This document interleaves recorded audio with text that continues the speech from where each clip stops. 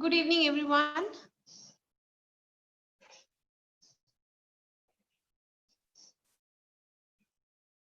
Good evening, everyone. Am I audible? Yes, good. Hope you all are fine and hope you all remember what we did last week. We started up our new chapter, Sectors of Indian Economy. And yes, good evening, everyone. Good evening. And we studied about the various types of sectors of economy. This is the second chapter of your economics, the sectors of Indian economy. We started up this chapter and but I have no idea about the test right now. I will talk to Rohil sir after the class and we'll let you know what all is coming in the test on Sunday. I really have no idea regarding the test right now, but definitely we are going to inform you after, I have a word with Mr. Rohil. So let's talk about the sectors of Indian economy. So this is the chapter in which we have already learned about the three types of sectors of Indian economy, that is, or the three types of sectors which are found everywhere in the world: primary, secondary and tertiary sector. इन तीनों के बारे में हमने पढ़ा, आपको याद होगा ये तीनों sectors क्या हैं, और let's have a quick recap of what these sectors are. So the first is primary sector. Primary sector is the sector that deals with that deals with the natural resources, exploitation of natural resources, right? So when money is generated through exploitation of natural resources, it comes under primary sector. The occupations under the primary sector could be the farmers or the agriculture, then forestry, mining, quarrying, dairy farming, fishing, fishermen, yes. So these are the examples of primary sector activities. Second one is the secondary sector. Horticulture, yes, horticulture is also comes under the primary sector. So the next one is secondary sector. Secondary sector means when the raw material is processed into some finished product, it is called as manufacturing. ठीक है, जहां पर कुछ processing हो रही है. So because manufacturing is done in industries, so this sector is also known as industrial sector. Secondary sector is also known as industrial sector. The third sector is the tertiary sector. Tertiary sector is the sector that provides services to primary and secondary sectors. These services can be provided directly through transportation, communication, etc. And these services can be provided indirectly through medical facilities provided through doctors, educational facilities provided through teachers, and IT services, banking services. So all these type of services, they come under the tertiary sector. Now we also know that these three sectors are very much interdependent on each other. The rise or fall in one sector leads to corresponding rise or fall in the other sector. तो ये रहे हमारे तीन sector. उसके बाद हमने सीखा, it supports primary and secondary sector. सबसे पहले तो मैंने यही बताया ना, it provides services to primary and secondary sector, the tertiary sector. So this is how it supports primary and secondary sector. So उसके बाद हमने सीखा कि कैसे how to calculate the total produce in these three sectors. So we don't calculate the output of these three sectors through calculating through counting their products, but we count it through counting the values of the product. Yes, it is called as, yes, Akhil, it is called as GDP, gross domestic product. So when we take the total values of final products and services produced in all the three sectors in a particular year, it gives us the GDP of that country, gross domestic product of that country, right? So this this much we had done. We also had done the historical changes taken place in the sector. What are the historical changes that had taken place? That firstly, it was the primary sector which was prevalent in whole of the world and even in India. So slowly and steadily, the industry started developing, and secondary sector also became important. But from the past few decades, we have been seeing that it's the tertiary sector which is rising most importantly in among all the three sectors. So now I'm going to share the slides again. पिछली बार बेटा आपको slides मिल गई थी, मेरे notes मिल गए थे आपको?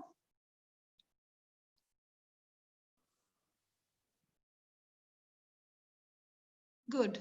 Okay. Now I'm again going to share some more slides with you.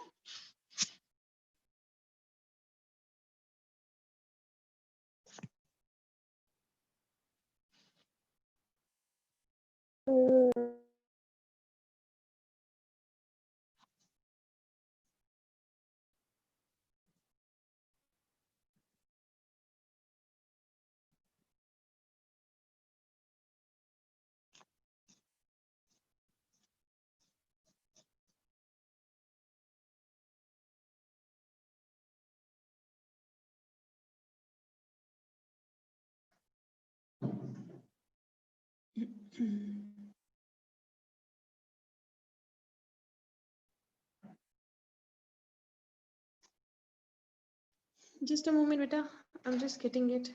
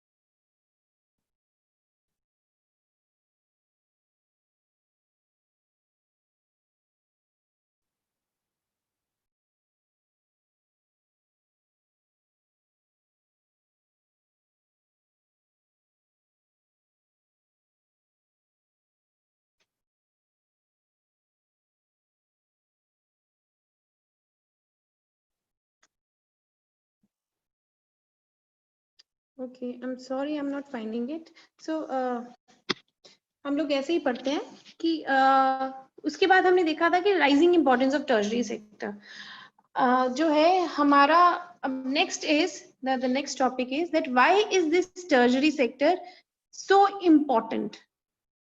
क्यों बना ये इतना इम्पोर्टेंट? हमने ये देखा कि पिछले कुछ सालों से टर्शरी सेक्टर में जो एम्प्लॉय जो कंट्रीब्यूशन है टर्शरी सेक्टर की वो सबसे ज्यादा हो रही है. सबसे ज्यादा हो रही है. हमारे जो टर्शरी सेक्टर है सबसे ज्यादा राइज कर रहा है और सबसे ज्यादा कंट्रीब्यूशन भी टर्शरी सेक्टर की आ रही है. ठीक है, लेकिन ऐसा क्यों हो रहा है? ऐसा इसलिए हो रहा है क्योंकि tertiary sector is a sector that provides services to all the other sectors, and if other sectors are rising then tertiary sector would also be rising, right? अगर tertiary sector, अगर बाकी sectors rise करेंगे तो tertiary sector automatically rise करेगा.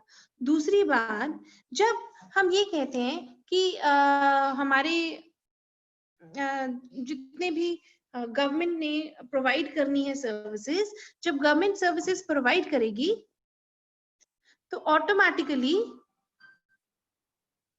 जब government services provide करेगी तो automatically जितने भी हेल्थ, एजुकेशन, ट्रांसपोर्टेशन सर्विसेज उसमें टर्शरी सेक्टर यूज होगा, और टर्शरी सेक्टर यूज होगा तो ऑब्वियसली वहां पर टर्शरी सेक्टर की ग्रोथ होगी. ठीक है. तीसरा, जैसे जैसे हमारी इनकम लेवल्स बढ़ेंगी वैसे वैसे टर्शरी सेक्टर जो है वैसे वैसे टर्शरी सेक्टर भी राइज करेगा. ठीक है. with the rise of incomes of people, the tertiary sector definitely is going to rise. Why? Because then people are going to ask for more services like eating out and all, right? So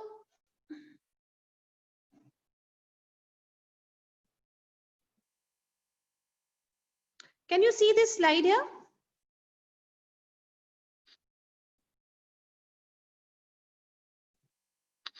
अब ध्यान से सुनो बेटा, ये जो tertiary sector है, इसमें आप देखो कि कैसे हमारा पहले 1973-74 में टोटल जीडीपी में ब्लू वाला जो है हमारा प्राइमरी सेक्टर है, उसकी कंट्रीब्यूशन ऑलमोस्ट 50% तक थी। लेकिन अभी प्रेजेंट में 2013-14 में आप देखो, सब ऊपर वाला ग्राफ देख रहे हैं बेटा हम, GDP by primary secondary and tertiary sector. ना प्रेजेंट 19 में चल रहे हैं बेटा, ये म्यूट कीजिए अपने आप को, गगनजोत। ओके, सो ये हम यहाँ पर देख रहे हैं कि जैसे जो हमारा प्राइमरी सेक्टर है उसकी कंट्रीब्यूशन कितनी कम हो गया है। It is almost 17 to 18%, right. और सबसे ज्यादा कंट्रीब्यूशन किसकी होगी आप, टर्शरी सेक्टर की। This green is the tertiary sector. ये जो नीचे परसेंटेज बार ग्राफ है, इससे पूरी क्लैरिटी होती है। 1973-74 में ऑलमोस्ट 40% हमारा प्राइमरी सेक्टर का कंट्रीब्यूशन था, जो अब रिड्यूस होके हो गया है सिर्फ 15%। और आप ऊपर से देखिए, ऑलमोस्ट 50% कंट्रीब्यूशन हमारा टर्शरी सेक्टर का था, जो अब इंक्रीज होके 65% हो गया। सेकेंडरी सेक्टर का कंट्रीब्यूशन भी बढ़ा है, पहले सिर्फ वो 10-11% था, अभी it is equivalent to 20%, right. तो 20% तक हमारा सेकेंडरी सेक्टर का भी कंट्रीब्यूशन हो गया है। तो कंट्रीब्यूशन सेकेंडरी और टर्शरी सेक्टर का तो इंक्रीज हुआ है, लेकिन प्राइमरी सेक्टर का कंट्रीब्यूशन सबसे कम हुआ है। Now why the tertiary sector has risen so much? What is the importance of tertiary sector in production? ठीक है, तो ये हमने पिछली बार भी शायद डिस्कस किया था कि पहले, सबसे पहले जो कंट्री है उसमें अगर सर्विसेज मिलेंगी, hospitals, education services, post office, telegraph, police station, transportation, municipal corporation, banks, insurance, तो उनके साथ साथ हमारे टर्शरी सेक्टर अपने आप राइज करेगा। With the development of agriculture and industry, the tertiary sector has to rise. Then when the income levels of the people are going to rise, they would demand more services, and hence tertiary sector is again going to rise. And finally, with the rise of new services like IT and communication, there is great demand of tertiary sector. So this is why the tertiary sector is of such a great importance nowadays, right? Now tertiary sector की importance तो हमें पता चल गई। उसके बाद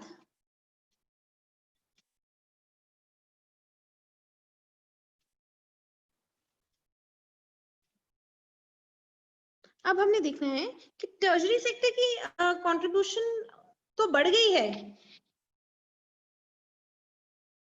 बेटा, हमने ये शायद किया हुआ है, अगर आप मुझे बताएंगे तो हमने ये एम नरेगा तक शायद कर लिया हुआ है सारा।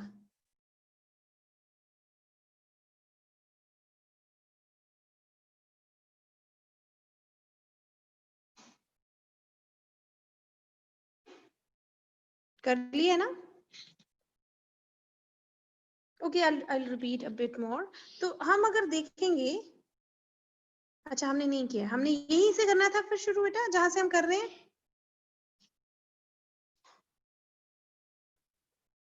यहीं से स्टार्ट करना था ना हमने। Okay good. तो where are most of the people employed? अब हमने ये तो देखा पीछे पिछले ग्राफ में से कि प्राइमरी और टर्शरी सेक्टर, प्राइमरी सेक्टर की ग्रो जो जीडीपी में कंट्रीब्यूशन है, it is decreased a lot from 40%, it has reduced to 15%. The contribution of primary sector in GDP has reduced from 40 to 15% only, and the contribution of tertiary sector has increased from 50 to 65%. That we have seen in the previous graphs. Now we have to see whether the same shift or similar shift has taken place in employment also or not. अगर primary sector में हम लोग कहते हैं कि पहले 50% लोग employed थे, अभी भी प्राइमरी सेक्टर में 50% लोग ही एम्प्लॉयड हैं. More than 50% of people are still in primary sector in India. ठीक है. The contribution of primary sector to GDP previously was 40%. ठीक है. 40% contribution, 50% लोग थे, मतलब कि ऑलमोस्ट इनकम इक्वली डिवाइडेड थी. ठीक है. लेकिन आजकल क्या है, अभी भी more than 50% of the people are employed in primary sector, but their contribution in GDP has decreased to 15%. मतलब अब 50% लोगों के पास सिर्फ 15% पैसे आ रहे हैं टोटल इनकम कंट्री की. इसका मतलब कि वो 50% लोगों को ज्यादा शेयर करना पड़ रहा है, उनके पास कम पैसे हैं. मैं आपको छोटा सा एग्जांपल देती हूँ. 2 क्लासेस हैं, 2 सेक्शन है 10th की, ए और बी. ठीक है. ए सेक्शन में भी 30 बच्चे हैं और बी सेक्शन में भी 30 बच्चे हैं. ठीक है. ए सेक्शन को 30 बच्चों को हमने दिए 30 रुपए खर्च करने के लिए. उन सबके पास 1-1 रुपया आ गया, सबको बराबर का मिल गया, 1-1 रुपया सबके पास आ गया. बी सेक्शन के 30 बच्चों को हमने दिए 15 रुपए बस. तो अब हर एक बच्चे को कितने पैसे आए? सिर्फ 50-50 पैसे. ठीक है. वही हो गया है हमारे प्राइमरी सेक्टर के पास. पहले 50% लोगों के पास ऑलमोस्ट 40% पैसे थे, तो ठीक था, इतनी गरीबी थी भी तो बराबर की बंटी हुई थी सब में गरीबी. लेकिन अभी 50% लोगों के पास सिर्फ रह गए हैं टोटल 15% पैसे. दैट मीन्स कि वो 50% लोग अब और गरीब हो गए. ठीक है. कंपैरेटिवली और गरीब हो गए. समझ आ गया आपको? तो employment, although we have seen that the contribution in GDP of primary sector has decreased and of tertiary sector has increased a lot, but a similar shift in employment has not taken place. Now why is it so? अगर contribution कम हो गया है primary sector में, GDP में primary sector का, तो employment कम क्यों नहीं हुई? एम्प्लॉयमेंट इसलिए कम नहीं हुई क्योंकि टर्शरी और सेकेंडरी सेक्टर में जॉब्स ही क्रिएट नहीं हुए. समझ आ गया? नौकरियां ही नहीं है तो लोग बेचारे कैसे जाएंगे अपनी खेतों में से खेती बाड़ी छोड़ के, तो प्राइमरी सेक्टर नौकरियां करने या फैक्ट्रियों में काम करने के लिए नहीं जा सकते, क्योंकि वहां पर जॉब्स ही क्रिएट नहीं हो रही. ठीक है. इसीलिए उनको अपने खेतों में ही काम करना पड़ रहा है. चाहे खेतों में से जो इनकम है वो उनकी बहुत कम हो गई है, बड़े कम पैसे मिल रहे हैं उनको, बहुत गरीबी है वहां, लेकिन फिर भी उनको खेतों पर ही काम करना है, क्योंकि और कहीं वो नहीं जा सकते. ठीक है. I think you have understood this concept again now. यहाँ पर देखो कंट्रीब्यूशन एम्प्लॉयमेंट में अब कितनी है. 72-73 में 74% people were employed in primary sector and now almost 50% are employed. ठीक है. 3 गुना कंट्रीब्यूशन कम हुई है जीडीपी में और 3 times कम हुई है. ठीक है. और एम्प्लॉयमेंट बस 25% कम हुई है. ठीक है. और 15% पहले कंट्रीब्यूशन थी टर्शरी सेक्टर की, जो अब 27% हो गई है. ठीक है. इससे लेकिन एम्प्लॉयमेंट जो है वो अभी जो है वो इक्वली, अभी जो 65% लोगों के पास 27% पैसे हैं.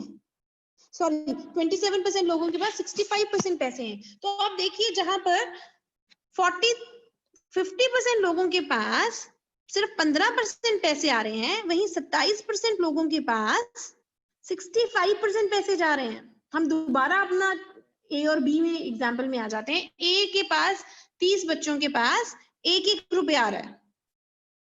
ठीक है. 30 बच्चे हैं, 30 रुपए हैं, 1-1 रुपए आ रहा है. ठीक है. फिर 30 बच्चों के पास अगर 90 रुपए आ जाएं तो हर एक बच्चे के पास 3-3 रुपए आ रहे हैं. उसी तरह 27% लोगों के पास 3 गुना, ऑलमोस्ट 2.5 गुना ज्यादा पैसे आ रहे हैं, 65% पैसे आ रहे हैं. ठीक है. तो इसका मतलब टर्शरी सेक्टर के जो एम्प्लॉयड लोग हैं उनके पास ज्यादा पैसा है, और जो प्राइमरी सेक्टर के लोग हैं उनके पास कम पैसा है. ये कंसेप्ट आप लोगों को समझ आया?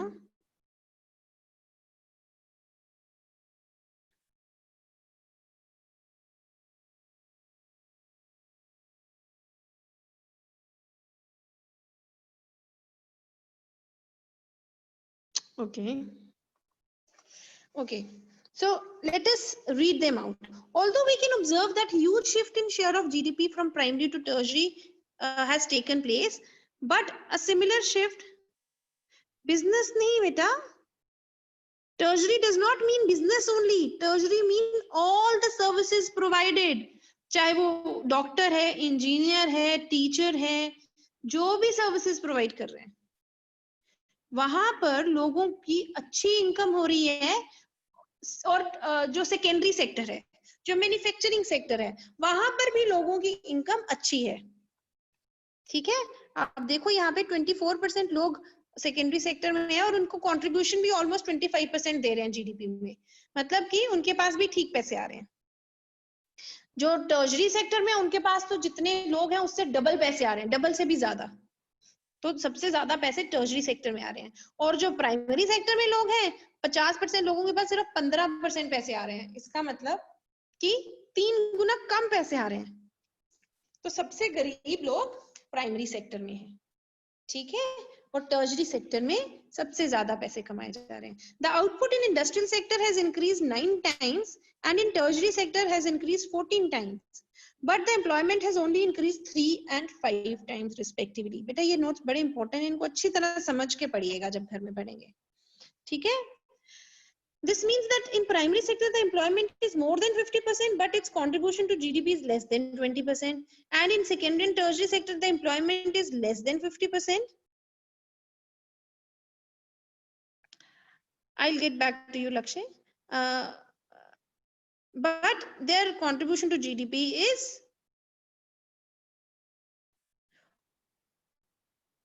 almost 80%, because not enough jobs are created in secondary and tertiary sectors. ठीक है, अब एक बात और है कि हमने कहा कि टर्शरी सेक्टर में बड़े पैसे कमाए जा रहे हैं, लोगों के पास बड़े पैसे आ रहे हैं, अपने से 3 गुना ज्यादा पैसे कमा रहे हैं। लेकिन आप ध्यान से सोचिए, टर्शरी सेक्टर में कौन कौन लोग आ रहे हैं? टर्शरी सेक्टर में सिर्फ हाईली पेड लोग नहीं आ रहे हैं, टर्शरी सेक्टर में हमारे वेंडर्स भी आ रहे हैं। वेजिटेबल वेंडर्स हो गए, कॉबलर्स हो गए, वॉशरमैन हो गए, फिशरमैन हो गए, लेबरर्स हो गए। तो टर्शरी सेक्टर में भी ऐसा नहीं है कि जो भी सर्विस प्रोवाइड कर रहे हैं वो सारे अमीर हैं। टर्शरी सेक्टर में income is not equally divided among the people. कुछ लोग करोड़ों की सैलरीज ले रहे हैं एक साल में, ठीक है, जिनकी वजह से टर्शरी सेक्टर की कंट्रीब्यूशन बढ़ गई है।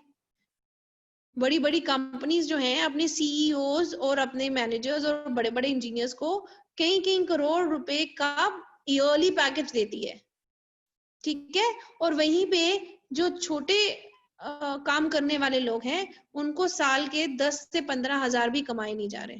तो इसका मतलब ट्रेजरी सेक्टर की ऑल्दो कंट्रीब्यूशन बड़ी ज्यादा है, लेकिन the money is not equally divided among all the people in the treasury sector too. इसका मतलब ट्रेजरी सेक्टर में भी गरीबी है। लेकिन अगर ओवरऑल देखा जाए तो ट्रेजरी सेक्टर जो है उसमें कुछ अमीर है, अगर कुछ अमीर हैं और गरीब हैं, लेकिन प्राइमरी सेक्टर में तो ऐसा लग रहा है जैसे सारे ही गरीब हैं, क्योंकि पैसा है ही नहीं है प्राइमरी सेक्टर में।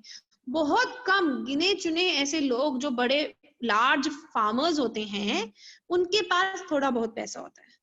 बाकी सारे जितने भी एग्रीकल्चरल लेबरर्स और स्मॉल फार्मर्स हैं उनके पास बहुत कम पैसे हैं। इतने कम है कि आपने सुना ही होगा न्यूज में कि फार्मर्स सुसाइड तक कर रहे हैं, ठीक है।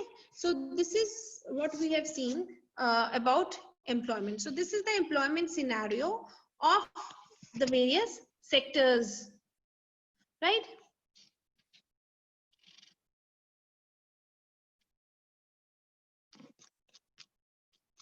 Now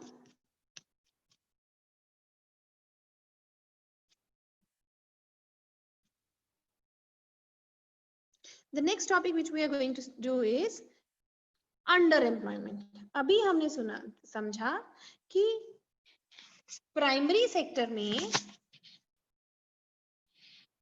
ठीक है,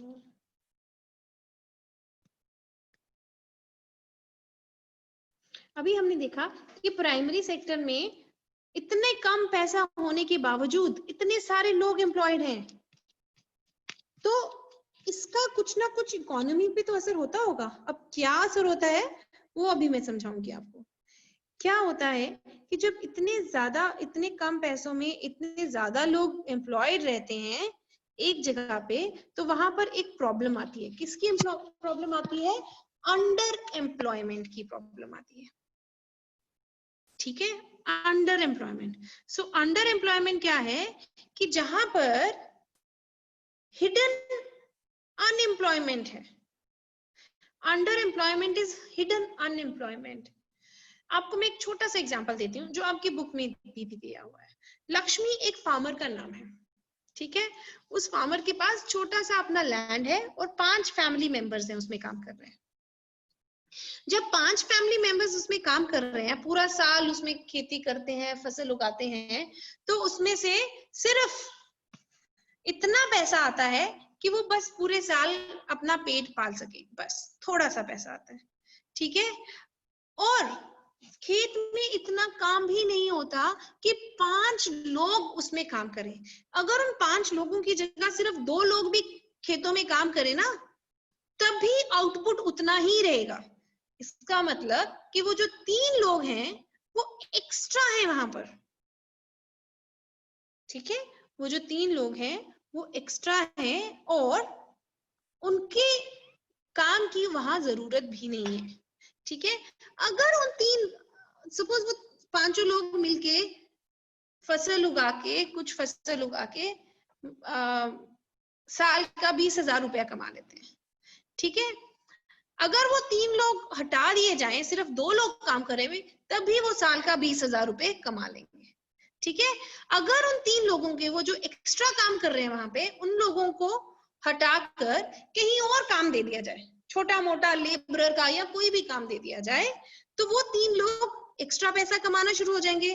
सपोज वो 3 लोग साल के 10-10 हजार और कमाना शुरू हो गए, तो अब टोटल फैमिली की इनकम 20,000 पहले थी उनकी, उसकी फसल से 20,000 इनकम, और 10,000 30,000 एडिशनल इनकम, मतलब अब टोटल फैमिली इनकम 50,000 होगी उनकी, ठीक है। तो इसका मतलब अंडर एम्प्लॉयमेंट होते है वो कंडीशन जब आपके जब when the people are apparently working but all of them are made to work less than their potential, जितना उनका पोटेंशियल है उससे वो कम काम कर रहे हैं, वो होती है अंडर एम्प्लॉयमेंट, ठीक है। ये एक्चुअली हिडन अनएम्प्लॉयमेंट है कि कहीं और काम नहीं मिल रहा तो चलो यही काम कर लेते हैं, ठीक है। इस सिचुएशन को डिसगाइज्ड अनएम्प्लॉयमेंट भी कहा जाता है, ठीक है। डिसगाइज्ड मींस छुपा हुआ, छुपी हुई अनएम्प्लॉयमेंट। देखने में लग रहा है कि काम कर रहे हैं 5 लोग, लेकिन उसमें से 3 लोगों की तो वहां पे जरूरत ही नहीं है, वो लोग इसलिए काम कर रहे हैं क्योंकि उनको कहीं और काम नहीं मिल रहा, ठीक है। इस सिचुएशन को अंडर एम्प्लॉयमेंट और डिसगाइज्ड अनएम्प्लॉयमेंट कहा जाता है, ठीक है। तो a lot of underemployed or people are seen in primary sector as well as in tertiary sector also. अब प्राइमरी सेक्टर में तो हमें पता चल गया कि अंडर एम्प्लॉयमेंट एग्रीकल्चरल सेक्टर में बहुत ज्यादा है, ठीक है। लेकिन और उसका जरिया क्या है, उसका हल क्या है? उसका हल ये है कि अगर हम जो अंडर एम्प्लॉयड लोग हैं उनको कहीं और नौकरी दे दें, तो अंडर एम्प्लॉयमेंट तो कम होगी प्लस फैमिली इनकम बढ़ेगी, फैमिली इनकम बढ़ने से पूरे देश की इनकम बढ़ेगी, पूरे देश की इनकम बढ़ने से जीडीपी बढ़ेगा, जीडीपी बढ़ने से इकोनॉमी ग्रो करेगी, ठीक है। लेकिन हमारे पास इतने जॉब्स जनरेट नहीं हो रहे हैं, इसीलिए हम उनको अभी नौकरी नहीं दे पा रहे, ठीक है। अंडर एम्प्लॉयमेंट सिर्फ प्राइमरी सेक्टर में नहीं होती है, it can also be seen in tertiary sector. अब टर्शरी सेक्टर में अंडर एम्प्लॉयमेंट कैसे होती है? एक वेजिटेबल वेंडर है जो गली में आके सब्जियां बेचता है, ठीक है। रोज वो सुबह, सपोज वो टमाटर बेचता है और रोज वो सुबह सब्जी मंडी से 20 किलो टमाटर लेता है, ठीक है। आपको लगता है कि वो रोज के रोज 20 के 20 किलो टमाटर बेच देता होगा? नहीं, किसी दिन बारिश हो गई, किसी दिन स्ट्राइक हो गई, किसी दिन लोगों ने वैसे टमाटर कम लिए, गर्मी बहुत थी, बाहर आई नहीं टमाटर लेने के लिए, ठीक है। तो पूरे दिन में कई बार वो उसके टमाटर बिक जाते हैं और बीच में कई दिन ऐसे होते हैं जब उसके टमाटर नहीं बिकते, ठीक है।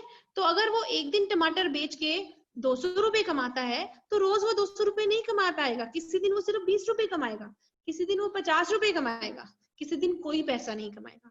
तो वो भी एक अंडर एम्प्लॉयमेंट की सिचुएशन है, जब वो पूरे पोटेंशियल जितना काम वो करता है वो करने के बाद भी क्योंकि उसकी सब्जी नहीं बिकी तो उसे पैसे नहीं मिले। This is also a situation of under employment. दूसरा एग्जाम्पल देती हूँ, जो लेबरर्स होते हैं, सपोज रोज वो डेली वेजेस जो होते हैं, जो रोज काम करने जाते हैं कंस्ट्रक्शन साइट्स पे, सपोज एक दिन की उनकी वेज है, एक दिन के उनको पैसे मिलते हैं 200 रुपए काम करने के, ठीक है। इसका मतलब कि एक दिन में 200 मिल रहे हैं तो महीने में कम से कम हर रोज वो काम करेंगे तो महीने के 6000 कमा लेंगे, तो 6000 काफी होते हैं महीने के। लेकिन आपको लगता है कि उस डेली वेजर को रोज काम मिलेगा? 30 में से हार्डली 15 दिन उसे काम मिलेगा, 15 दिन काम नहीं मिलेगा, ठीक है। और आजकल जो सिचुएशन चली है, पिछले 3 महीने से कई कई लेबरर्स को 4 महीने से काम नहीं मिला है, ठीक है। तो देखने कहने में तो वो कहा जाता है कि वो लेबरर है, लेकिन देखने में लगता है कि वो एम्प्लॉयड है, लेकिन क्या प्रॉब्लम चल रही है? पैसे तो आ ही नहीं रहे उसके पास, he is under employed. So have you understood underemployment well? So underemployment can be found both in primary as well as tertiary sector. It can be found both in rural as well as urban areas. Have I made myself clear in underemployment, everyone? Great. Good. Now, underemployment की तो हमने बात कर ली। अब underemployment से बचा कैसे जाए? कौन बचा सकता है हमें अंडर एम्प्लॉयमेंट से? अंडर एम्प्लॉयमेंट से हमें सिर्फ और सिर्फ गवर्नमेंट बचा सकती है। कैसे बचा सकती है? सबको पता है, जॉब जनरेट करके, ठीक है। तो government can take these steps in order to create more employment and to save people from the evil of disguised unemployment or underemployment, right? Now what are the steps that can be taken by the, but yes beta, seasonal and unemployment same nahi hai, but seasonal employment is also a kind of underemployment, ठीक है। we can't say that seasonal employment or underemployment are same, but seasonal unemployment is a kind of unemployment, ठीक है। Seasonal employment भी यही होता है कि 3 महीने वो काम मिलता है और बाकी कई बार 6 महीने 9 महीने काम मिलता ही नहीं है। सपोज जो लोग आइस फैक्ट्री में काम करते हैं तो बर्फ तो साल में सिर्फ 3 महीने चाहिए होती है लोगों को, तो बाकी के 9 महीने दे हैव नो वर्क, ठीक है। तो इसी तरह इसे कहते हैं seasonal employment.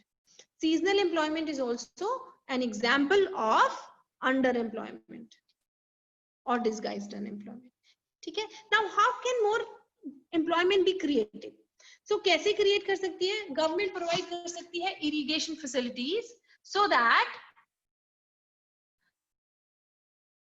that more crops can be grown on the same piece of land. मैंने लक्ष्मी का एग्जांपल दिया था कि जिसमें 5 फैमिली के लोग एक छोटे से प्लॉट को प्लो करते थे और उसमें हार्वेस्ट करते थे फसल उससे, लेकिन उसमें से सिर्फ 2 लोगों का आउटपुट निकलता था, बाकी 3 लोग तो ऐसे ही बेचारे काम कर रहे थे। लेकिन अगर उसी स्मॉल पीस ऑफ लैंड से हम यील्ड पर हेक्टेयर ज्यादा कर दें किसी तरह से, आपने ये सारा आपको याद है, पढ़ा था इकोनॉमिक्स के फर्स्ट चैप्टर में क्लास 9th में, स्टोरी ऑफ विलेज पालमपुर। जब यील्ड पर हेक्टेयर हम ज्यादा करेंगे, दैट मींस प्रोडक्शन हमने अगर ज्यादा करनी होगी, यस तो अगर हमने प्रोडक्शन ज्यादा करनी होगी तो उसको अगर हम अच्छी इरिगेशन फैसिलिटीज दे दें, ठीक है, ट्यूबवेल लगा के दे दें, केनाल्स लगा के दे दें, तो वो साल में मल्टी क्रॉपिंग कर सकते हैं. They don't have to only depend upon rain. तो सिर्फ रेनी सीजन का खरीफ क्रॉप ही नहीं, वो राबी क्रॉप भी लगा सकते हैं, वो दूसरे क्रॉप्स बीच के सीजन में भी लगा सकते हैं. इससे क्या होगा, यील्ड पर हेक्टेयर काफी बढ़ जाएगा और बाकी जो 3 लोग जो जिनको काम करने की जरूरत नहीं थी वो भी काम करके अपने अपने लिए पैसे कमा सकते हैं. So this is the first thing which the government can do. Secondly, the government can also provide transportation and storage facilities to the farmers so that they can store their crops safely and also take their crops to suitable markets. ठीक है, अगर हम उनकी production ज्यादा करवा देंगे तो production ज्यादा हो गई, इसका मतलब कि उनको स्टोरेज जो क्रॉप निकलेगा उसको स्टोर करना है. ठीक है, स्टोर करने के बाद उस क्रॉप को कहीं ना कहीं जाके बेचना भी है, ट्रांसपोर्टेशन फैसिलिटीज भी चाहिए. अगर हम ये दोनों फैसिलिटीज प्रोवाइड करते हैं तो फार्मर्स को तो बेनिफिट होगा ही होगा, प्लस ट्रांसपोर्टेशन और स्टोरेज में भी तो जॉब्स क्रिएट होंगी, उस सेक्टर में भी जॉब्स क्रिएट होंगी, लोगों को नौकरियां मिलेंगी, ड्राइवर की नौकरी मिलेगी, सामान उठाने वाले की नौकरी मिलेगी, स्टोर कीपर की नौकरी मिलेगी. ठीक है, the third step which the government can take is that it can ask banks to provide loans at reasonable cost. Loans अगर रीजनेबल कॉस्ट पे मिलेंगे तो फार्मर्स और स्मॉल बिजनेसमैन लोन्स लेंगे, अपना बिजनेस बढ़ाएंगे, बिजनेस बढ़ाने से एम्प्लॉयमेंट अपॉर्चुनिटीज बढ़ेंगी, लोगों को हायर करेंगे. फार्मर्स अगर लोन लेंगे तो फर्टिलाइजर्स खरीदेंगे, टूल्स मशीनरी खरीदेंगे, क्रॉप प्रोडक्शन बढ़ेगी, उससे अंडर एम्प्लॉयमेंट कम होगी. साइमल्टेनियसली बेटा एक बात सुनिए, your question is can seasonal and under employment exist at the same time. बेटा मैंने यही तो बताया, seasonal employment is an example of under employment. समझ आ गया? Seasonal employment is an example of under employment. तो अंडर एम्प्लॉयड जो seasonally employed लोग होते हैं, अगर हम उनको अनएम्प्लॉयड भी कहेंगे तो गलत नहीं होगा, वो अंडर एम्प्लॉयड होते हैं. ठीक है,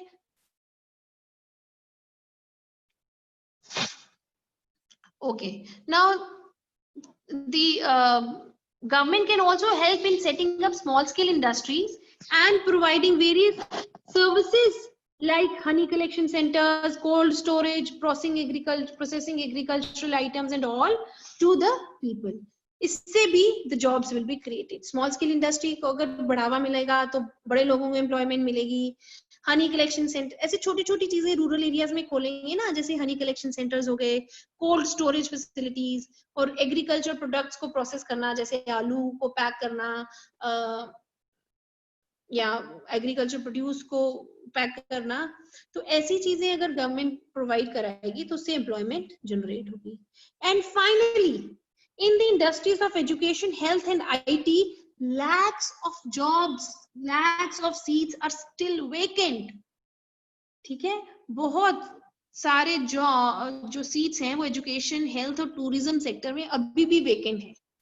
अगर उन सबको गवर्नमेंट फिल करेगी तब भी लोगों को एम्प्लॉयमेंट मिलेगी, and they will get rid of underemployment as well as unemployment. ठीक है, अनएम्प्लॉयमेंट और अंडर एम्प्लॉयमेंट में क्या फर्क है बेटा?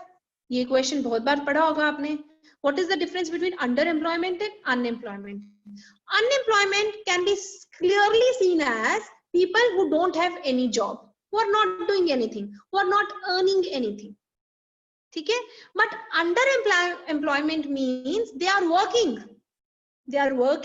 but they are not working up to their full potential. जितने उनको पैसे कमाने चाहिए वो उतने पैसे नहीं कमा पा रहे हैं, दैट इज अंडर एम्प्लॉयमेंट. देखने में वर्किंग तो है वो, लेकिन उनको पैसे नहीं मिल रहे ज्यादा. ठीक है, so that is why it is disguised unemployment. Have you understood the difference between under employment and unemployment also?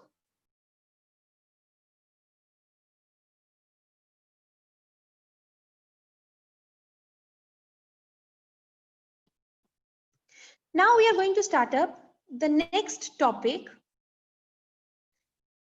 which is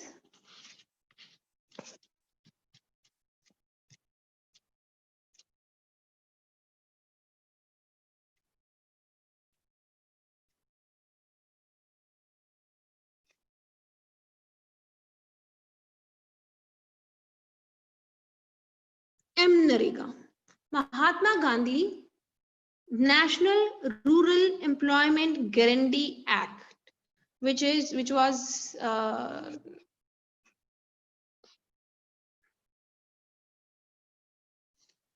implemented on in 2005.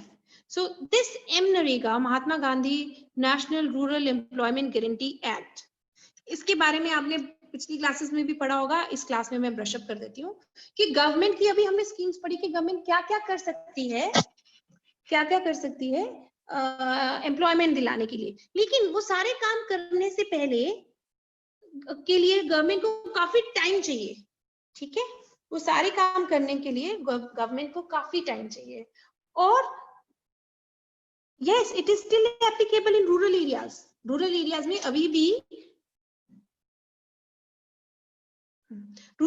अभी भी लोगों को इसके अंडर एम्प्लॉयमेंट मिल रही है, और अगर लोगों को एम्प्लॉयमेंट नहीं मिलती है तो उनको 100 डेज का रेम्यूनरेशन मिल जाता है, पैसे मिल जाते हैं, ठीक है।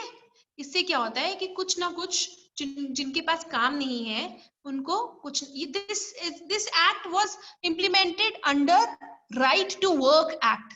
गवर्नमेंट ने हमें राइट तो दे दिया, राइट टू वर्क भी, तुम्हें काम करने का हक है, लेकिन गवर्नमेंट के पास अगर जॉब्स ही नहीं है हमें देने के लिए, तो हमें हक तो है काम करने का, लेकिन काम कहाँ करें, पैसे कैसे कमाएं,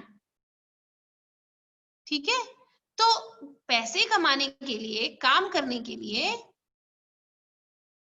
गवर्नमेंट की रिस्पॉन्सिबिलिटी है कि लोगों को जॉब्स दे, ठीक है। अगर गवर्नमेंट जॉब नहीं दे पा रही है तो वो 100 डेज की एम्प्लॉयमेंट रेम्यूनरेशन, अनएम्प्लॉयमेंट रेम्यूनरेशन लोगों को देगी, ठीक है। The central government in India made a law implementing the right to work in all the districts of India. It is called Mahatma Gandhi National Rural Employment Guarantee Act 2005. Under this, all those who are able to and are in need of work in rural areas are guaranteed 100 days of employment in a year by the government. ठीक है, if the government feels in its duty to provide employment, it will give unemployment allowance to the people. So this is what MNREGA is. अब अभी तक हमने 3 sectors के बारे में पढ़ा, प्राइमरी, सेकेंडरी एंड टर्शरी, ठीक है। That division of sectors was based on the economic activities, किस तरह की इकोनॉमिक एक्टिविटीज कर रहे हैं उसी के बेसिस पे हमने डिवाइड कर दिया 3 सेक्टर्स में, ठीक है। लेकिन there is one more division of sectors on the basis of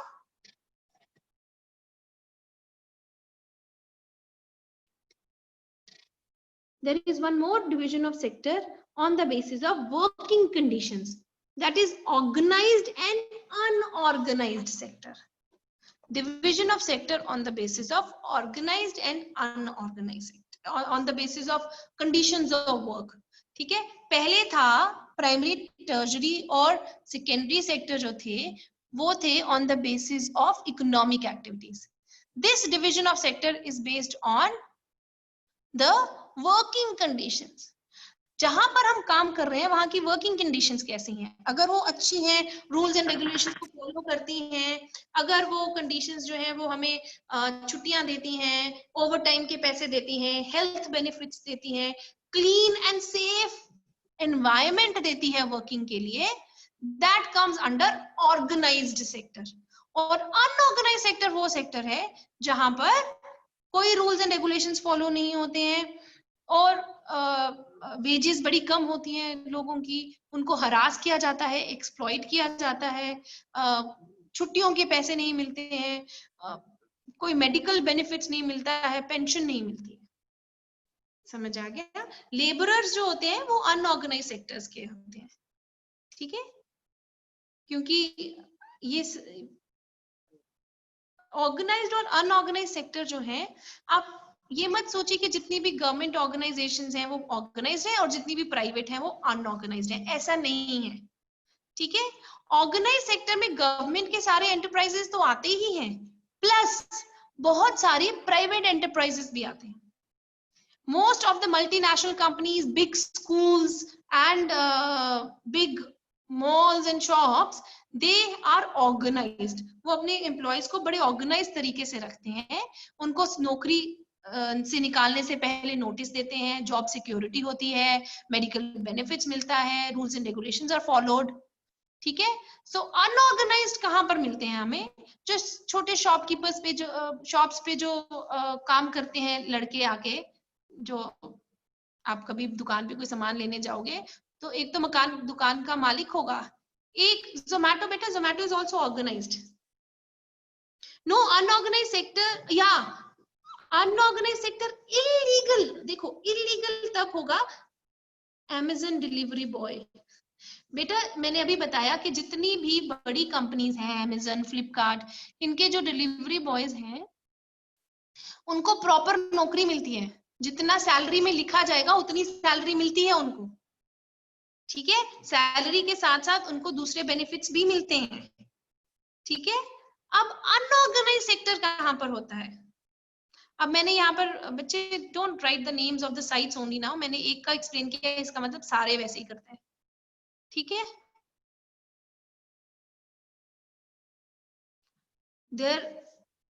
these people are employed on two bases।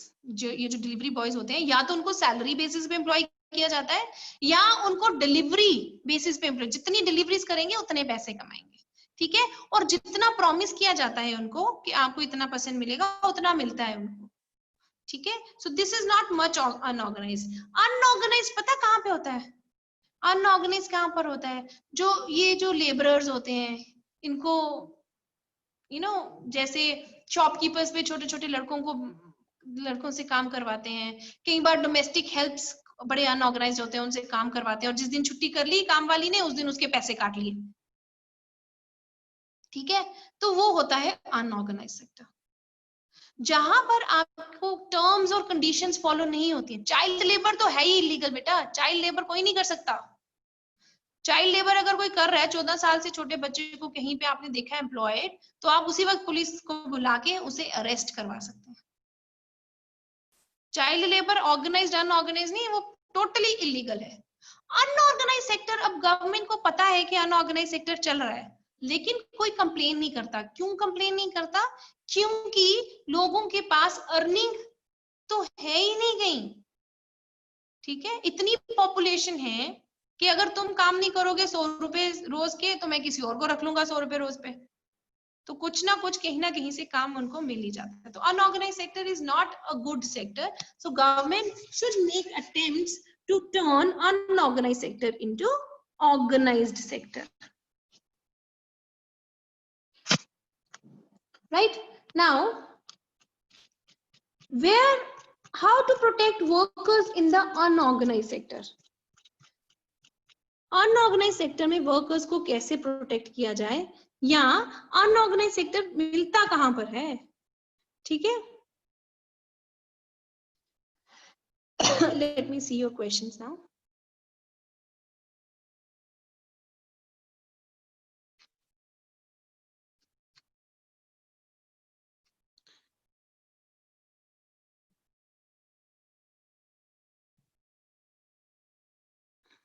If child is doing the work by himself, then is it child labor? Yes, it is. अगर बच्चा ये कहता है कि मैं अपनी मर्जी से काम कर रहा हूं, फिर भी वो चाइल्ड लेबर है। चिल्ड्रन को किसी भी तरह से हम काम नहीं करवा सकते, 14 साल से छोटे बच्चों को। बेटा हर तरह से काम करवाना, चाहे वो अपनी विलिंग से कर रहा हो, विलिंगली कर रहा हो या अनविलिंगली कर रहा हो, इट इज इलीगल। ठीक है, चाइल्ड लेबर इलीगल है, मतलब करवा ही नहीं सकते काम बच्चे से। ठीक है, अभी हु नीड्स प्रोटेक्शन? कहां कहां अनऑर्गेनाइज सेक्टर में प्रोटेक्शन की जरूरत है? सबसे पहले रूरल एरियाज में। रूरल एरियाज में अनऑर्गेनाइज सेक्टर कौन सा है?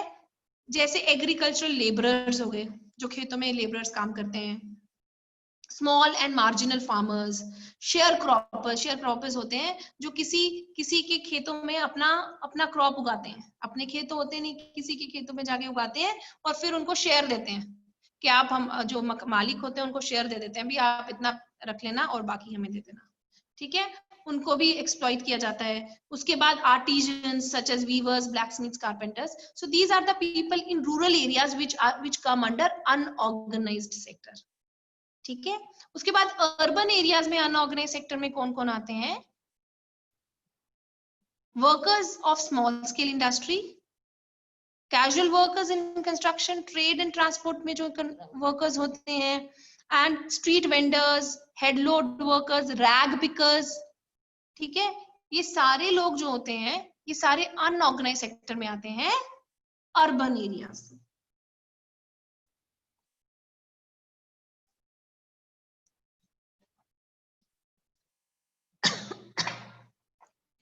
उसके बाद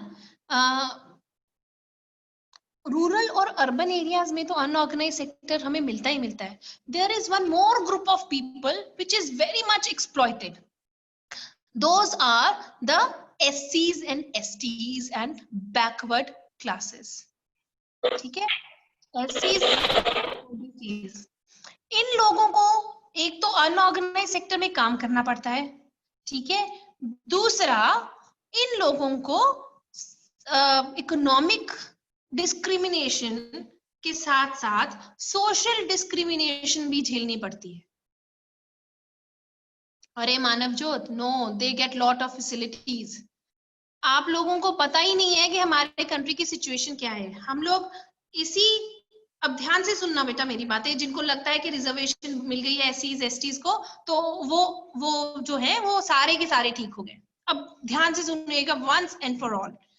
जितने भी हमारे देश का स्टैटिस्टिक्स है, हमारे देश का स्टैटिस्टिक्स हमें ये बताता है कि आज की डेट में भी जितने भी अच्छे जॉब्स हैं, well paid jobs, more than 90% of those jobs are still taken by the upper caste people, right?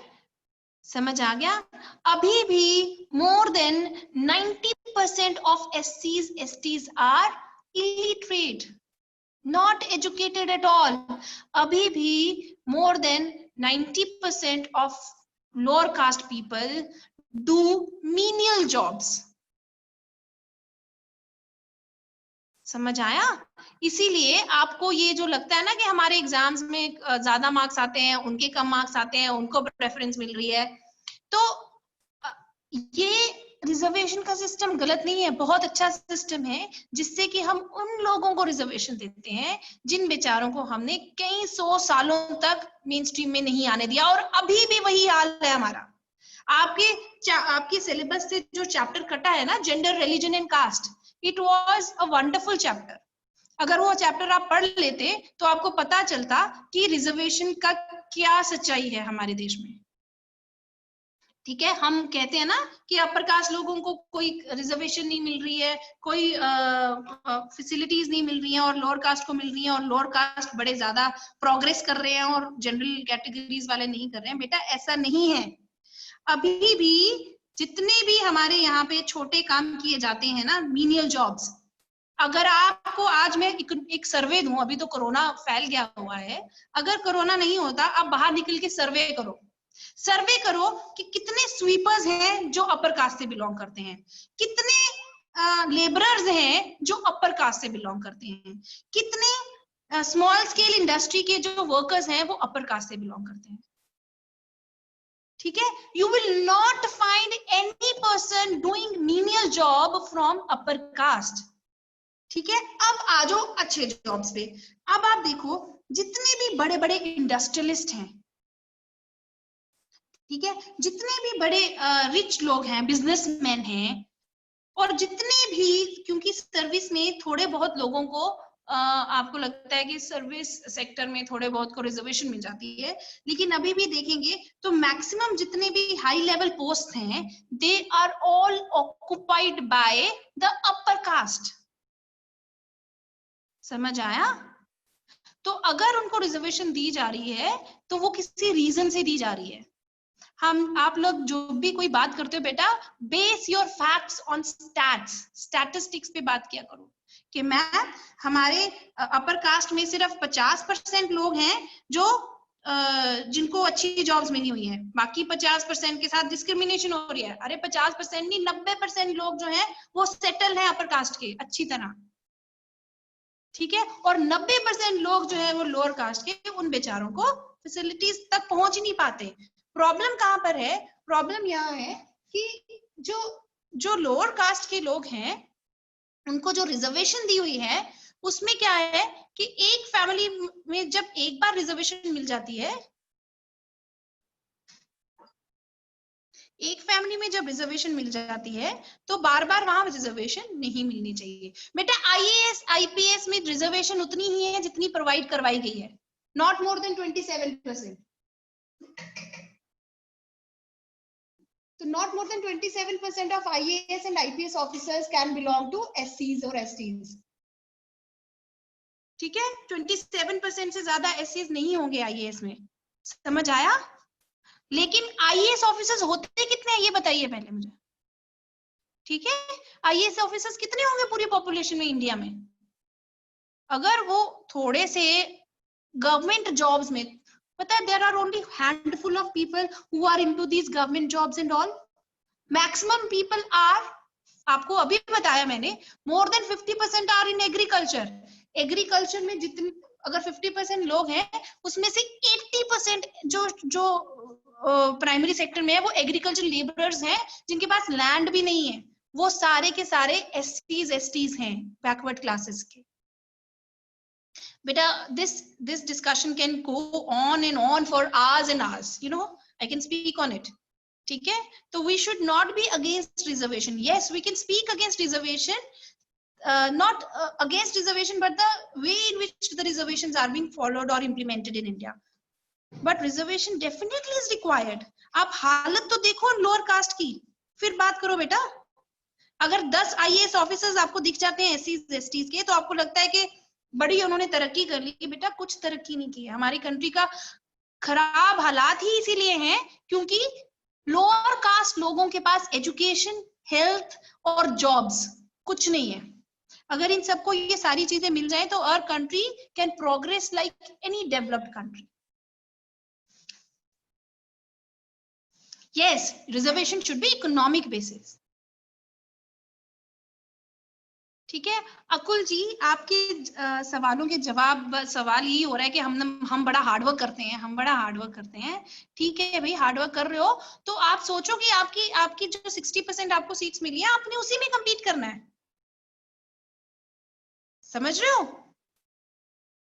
उसमें compete कर लो ना, उसमें पहुंचो आगे, ठीक है? क्यों बाकी जो OBCs are other backward cast.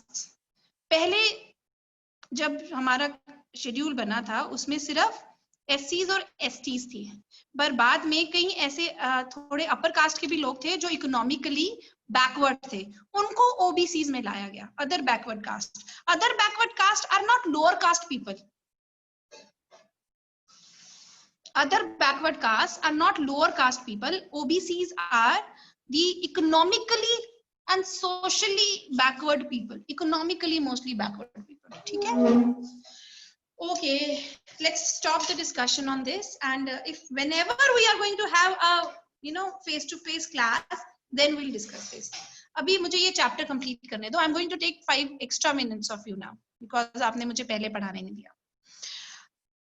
तो इन सबको प्रोटेक्ट करने के लिए, yes, Akhil, this is infinite discussion. We can go on and on this discussion, right? The only thing you need to understand is that yes, lower caste people are suffering. They are suffering, and they are suffering much more than the upper caste people. Have some empathy in you. Empathy होना बहुत जरूरी है उनके लिए, हमारे दिल में, ठीक है?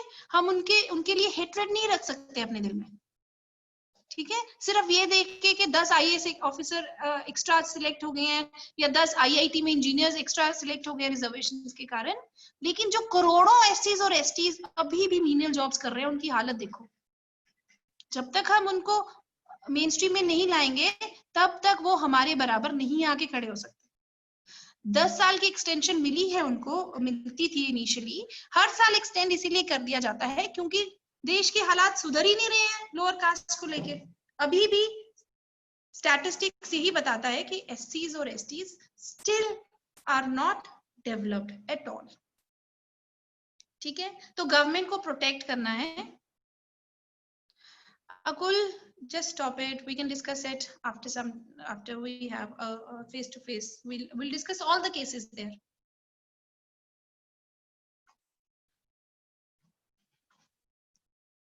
Okay. So that the government can fix minimum wages act in order to help these unorganized people in unorganized sector. The government can provide cheap loans to these people for self-employment. The government can provide affordable basic services like education and all. Okay? And finally, the government can frame new laws which can provide provision for overtime and paid leave and leave due to. अरे रुक जाओ भाई, बस करो अब caste system को। We are not studying political science, we are doing economics. ठीक है, अभी हम पॉलिटिकल साइंस में डिस्कस करेंगे। We have so much to discuss in political science, caste system, right? And yes, definitely I'll try to answer all your questions. So I want to finish up my chapter now. I'll take 5 minutes extra. अब last topic हमारा रह गया है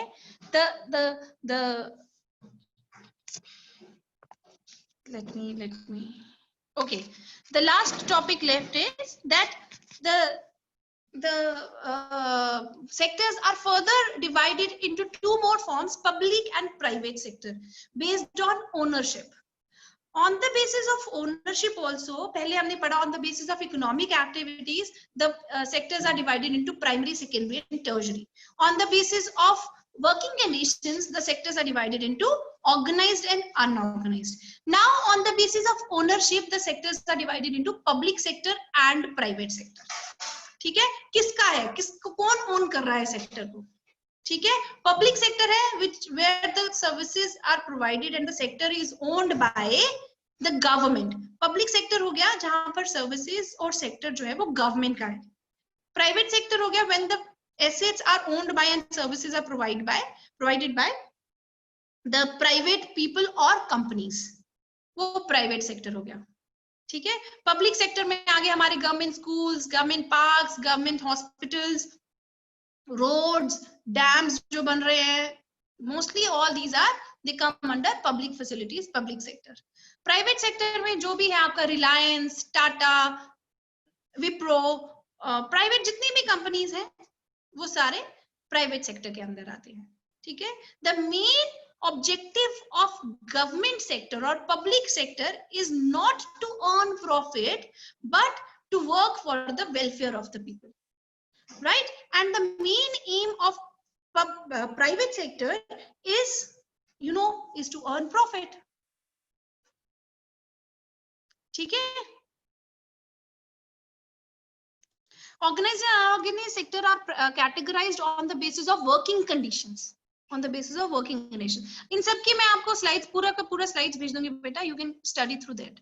Okay, so next, public और private sector का difference हमें पता चल गया। अब गवर्नमेंट को क्यों जरूरत है पब्लिक फैसिलिटीज प्रोवाइड करने की? गवर्नमेंट को इसलिए जरूरत है पब्लिक फैसिलिटीज प्रोवाइड करने की because everybody can not afford all the services provided by the private sector.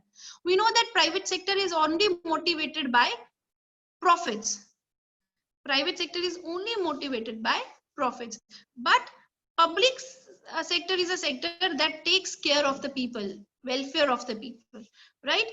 So that is why these public services are not provided on the basis of profit or loss, but it is provided on the basis of welfare of people. Social studies ka test beta, I've told you I don't know whether it is there on Sunday or not. I'll talk to Rohil sir and after that we'll get back to you. You'll get the information in the group, right? So public sector, अब last topic पढ़ रहे हैं बेटा, अच्छी तरह पढ़ लीजिए कि पब्लिक सर्विसेज क्यों जरूरत है। इसलिए जरूरत है पब्लिक सर्विसेज प्रोवाइड कराने की क्योंकि जितने भी बड़े बड़े काम है उसमें बहुत इन्वेस्टमेंट लगती है, डैम्स बनाने, ब्रिजेस बनाने, रोड्स बनाने। अगर प्राइवेट सेक्टर ये सारे काम करेगा तो वो किससे चार्ज करेगा? Rahul sir. Okay. I don't know his full name, whether Ruhail or Rahul. Okay, thank you for that. Public और प्राइवेट सेक्टर, बेटा अर्निंग की बात जहां पर है, obviously public sector does not earn money, यही तो मैं समझा रही हूँ। पब्लिक सेक्टर पैसे कमाने के लिए नहीं है, पब्लिक सेक्टर है लोगों के वेलफेयर के लिए। प्राइवेट सेक्टर है पैसे कमाने के लिए, तो ऑब्वियसली प्राइवेट सेक्टर ज्यादा पैसे कमाते हैं। ठीक है, पब्लिक सेक्टर में अगर थोड़े बहुत फीस चार्ज होती है तो वो दोबारा पब्लिक वेलफेयर में ही पैसे लगते हैं उसके। ठीक है, वो कोई प्रॉफिट अपने पास गवर्नमेंट रख नहीं लेती है, it is again utilised for the welfare of the people, right? So government undertake all these activities, public activities, so that the price of final products or services do not shoot up. अगर private sector dams बनाएंगे तो electricity जो आपके घर में आ रही है वो 20-20 हजार मंथली बिल आ जाएगा, आपका पानी का बिल आ जाएगा आपके घर में। ठीक है, तो इन छोट और गवर्नमेंट हॉस्पिटल्स में अगर प्राइवेट सारे कर दिए जाएं तो सारे लोग वहां जाके इलाज नहीं करवा पाते। अगर सारे स्कूल प्राइवेटाइज कर दिए जाए तो every person can not pay the fees of a private school, you know that. So all these services are to be undertaken by the government. Not only this but vaccination of kids, आप देखते हो free vaccination होती है, polio vaccination and other vaccination, government does not.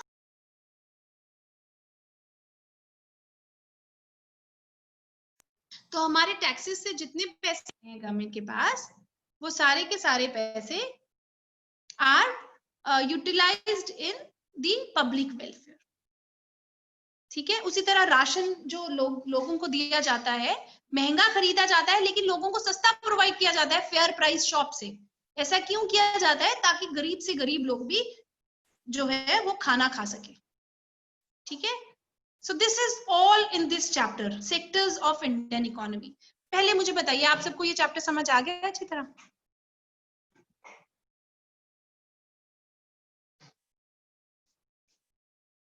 Great. I'll be sending the slide, and if you want I can also send you the notes. Do you want the question answer notes of this chapter?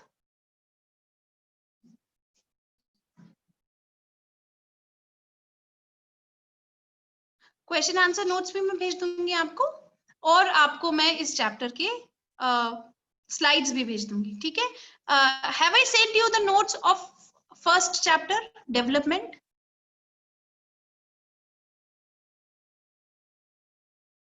Development के notes भेजे थे मैंने आपको? नहीं भेजे थे, उसके भी मैं भेज दूंगी। ठीक है, तो दोनों चैप्टर्स के मिला के आप इकोनॉमिक्स के नोट्स अच्छी तरह पढ़िएगा, और yes, I'll send the extra questions, right? I'll be sending them on, right? Okay beta, thank you so much. We'll meet next week and we will start political science, right? दो chapter हमने history के economics के complete कर लिए हैं। Now we will start political science, right? Political science. You want to know my name? My name is Sonika Singh बेटा।